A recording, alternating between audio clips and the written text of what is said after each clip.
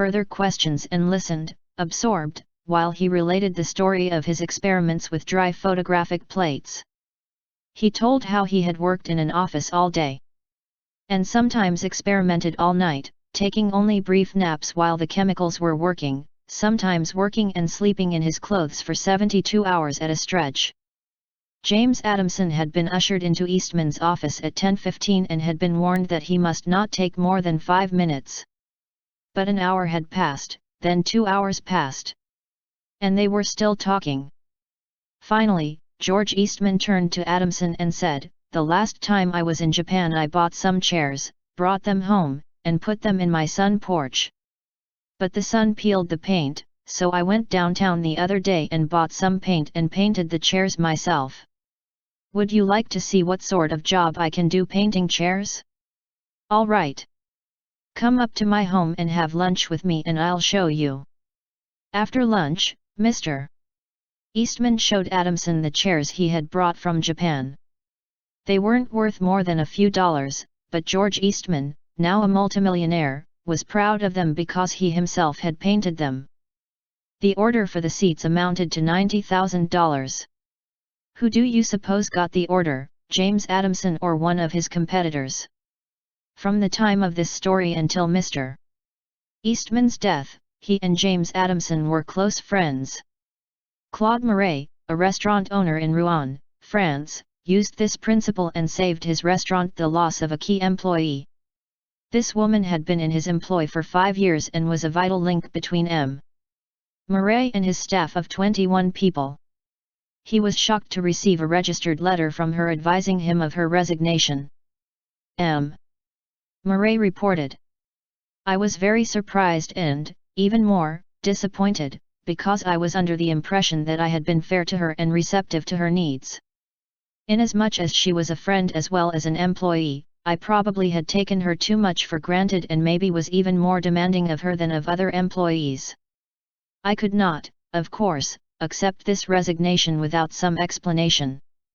I took her aside and said, 'Paulette, you must understand that I cannot accept your resignation. You mean a great deal to me and to this company, and you are as important to the success of this restaurant as I am.' I repeated this in front of the entire staff, and I invited her to my home and reiterated my confidence in her with my family present. Paulette withdrew her resignation, and today I can rely on her as never before. I frequently reinforce this by expressing my appreciation for what she does and showing her how important she is to me and to the restaurant." "Talk to people about themselves," said Disraeli, one of the shrewdest men who ever ruled the British Empire. "Talk to people about themselves and they will listen for hours." Principle 6. Make the other person feel important, and do it sincerely. In a nutshell. 6 ways to make people like you. Principle 1. Become genuinely interested in other people. Principle 2. Smile. Principle 3. Remember that a person's name is to that person the sweetest and most important sound in any language. Principle 4. Be a good listener. Encourage others to talk about themselves. Principle 5. Talk in terms of the other person's interests. Principle 6. Make the other person feel important, and do it sincerely. Part 3. Part 3. How to win people to your way of thinking. Shortly after the close of World War I, one learned an invaluable lesson one night in London. I was manager at the time for Sir Ross Smith. During the war, Sir Ross had been the Australian ace out in Palestine. And shortly after peace was declared, he astonished the world by flying halfway around it in 30 days. No such feat had ever been attempted before. It created a tremendous sensation. The Australian government awarded him $50,000. The King of England knighted him. And, for a while, he was the most talked about man under the Union Jack.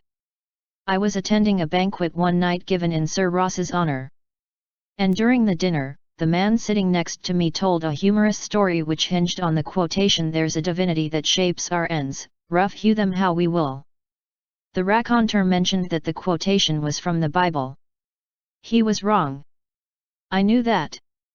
I knew it positively. There couldn't be the slightest doubt about it. And so, to get a feeling of importance and display my superiority, I appointed myself as an unsolicited and unwelcome committee of one to correct him. He stuck to his guns. What? From Shakespeare? Impossible. Absurd. That quotation was from the Bible. And he knew it. The storyteller was sitting on my right. And Frank Gammond, an old friend of mine, was seated at my left. Mr. Gammond had devoted years to the study of Shakespeare. So the storyteller and I agreed to submit the question to Mr. Gammond. Mr. Gammond listened, kicked me under the table, and then said, "Dale, you are wrong. The gentleman is right. It is from the Bible." On our way home that night, I said to Mr. Gammond, "Frank, you knew that quotation was from Shakespeare." "Yes, of course," he replied, "Hamlet, Act 5, Scene 2. But we were guests at a festive occasion, my dear Dale. Why prove to a man he is wrong? Is that going to make him like you? Why not let him save his face? He didn't ask for your opinion.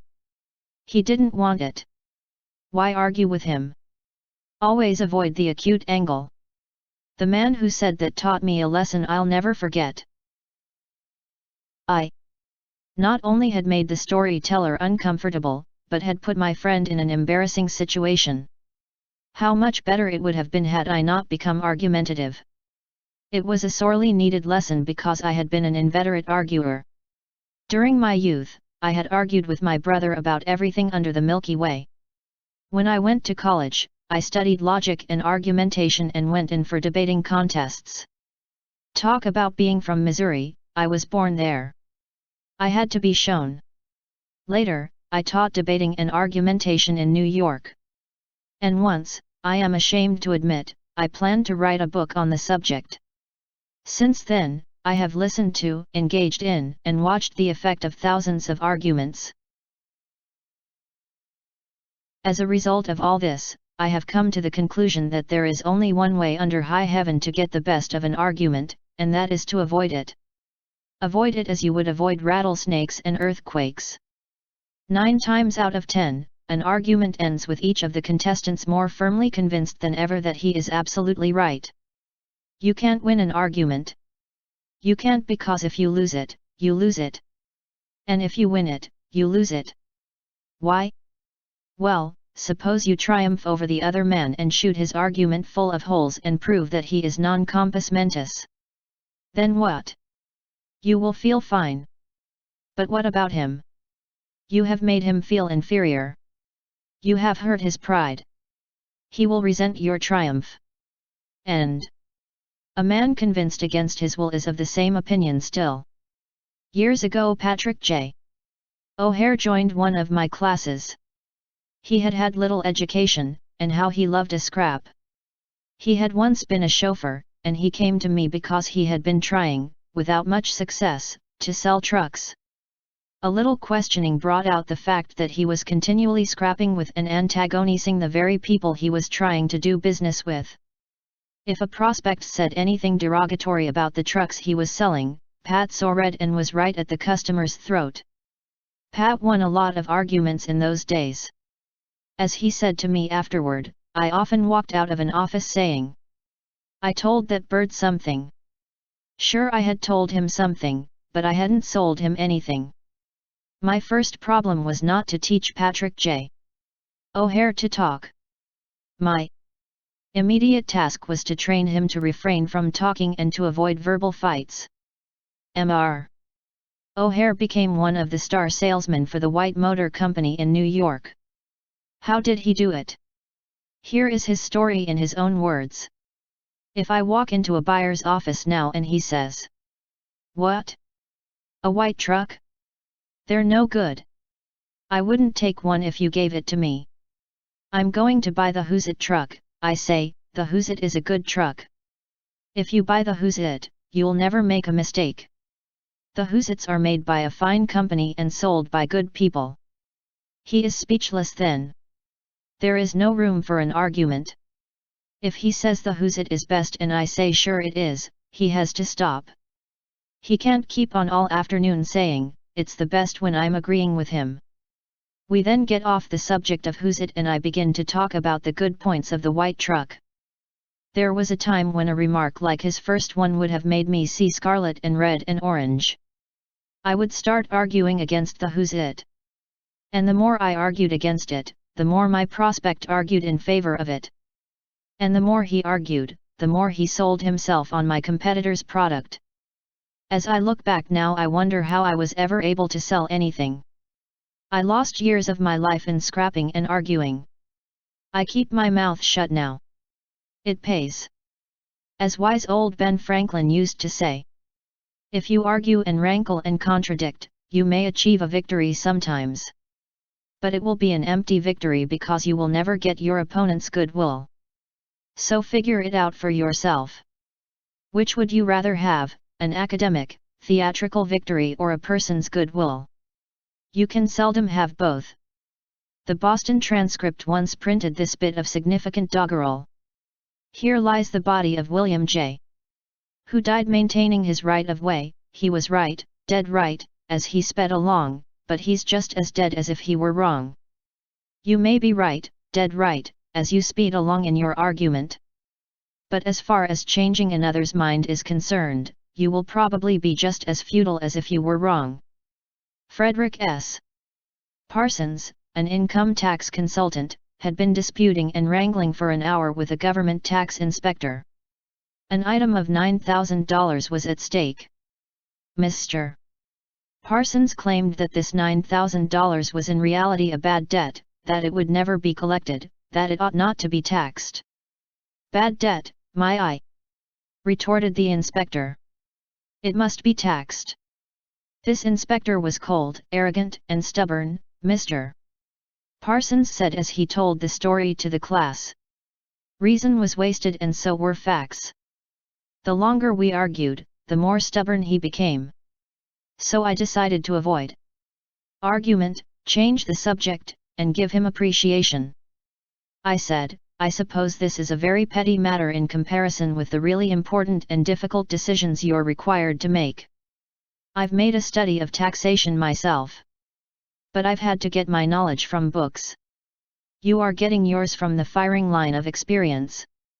I sometimes wish I had a job like yours. It would teach me a lot. I meant every word I said. Well. The inspector straightened up in his chair, leaned back, and talked for a long time about his work, telling me of the clever frauds he had uncovered. His tone gradually became friendly, and presently he was telling me about his children. As he left, he advised me that he would consider my problem further and give me his decision in a few days. He called at my office 3 days later and informed me that he had decided to leave the tax return exactly as it was filed. This tax inspector was demonstrating one of the most common of human frailties. He wanted a feeling of importance. And as long as Mr. Parsons argued with him, he got his feeling of importance by loudly asserting his authority. But as soon as his importance was admitted and the argument stopped and he was permitted to expand his ego,